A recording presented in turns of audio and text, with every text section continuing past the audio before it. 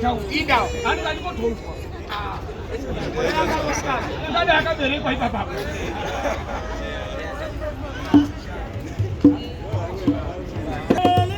Selina wandibikira satamboza.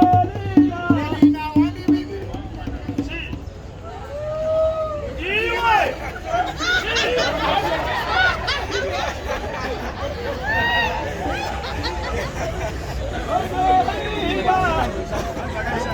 Wandibikira satamboza. Selina wandibikira satamboza. Katendiwo satamboza. Satamboza katendiwo satamboza.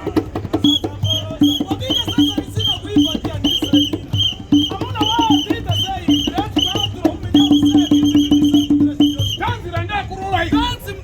Gera na kati. Anunu kasvika papareti. Anoita sei. Isso, grita só. Attention. Salute. Stand easy. Attention. Easy, grita só. Attention. Salute. Ainda sei cut. Who you go? Who wants too much? Easy. Easy.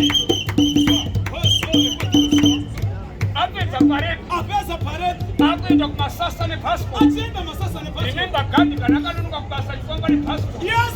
Wega natsonere kuchofi. Easy. Bali pa passport.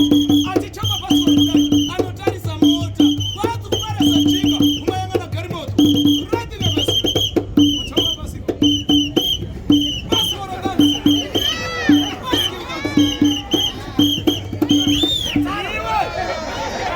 Anga pamtero violence.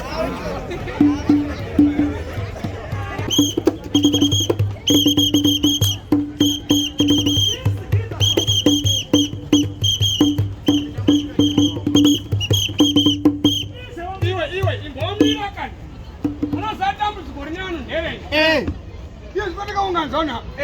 Pano mwana ari kunwa. Wakutaura inini mani? Ha? Ukisiya murume uyu. Unangachi? Ukatarisa murume uyu. Anotengesa maperfume akachipa. Koma perfume. Ekuti vanhu mugare ipanapa tinyeso nhuhirira. Icho bade. Yekuti vasimudza hapa so mwana mai. Kana bhedhi padhuze newe so. Unogona tombokutanga. Kana kungokupa haki. Waona mai.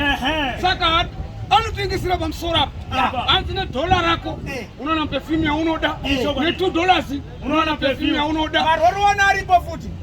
Varoriwana arapa anobvisa jambwa munyama rusawa mari paru. Waona mai. Kurambwa zvese kana kudiwa. Saka ukaona pasina level iri. Rega kutenga perfume iyoyo. Either iti yakabikirwa imomo. Kana kuti ameno zvakaiswa kana kuti wet. Saka vanhu vanotengesa maoriginal chi. Ngedza nditoenda ikoko. Iwe. Ini kutoita drama kwandikuita panapa.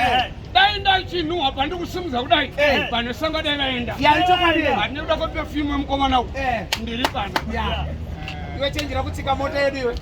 Vanotenga perfume. Mari. Yataurwa. Inotangira padhola zvienda mberi.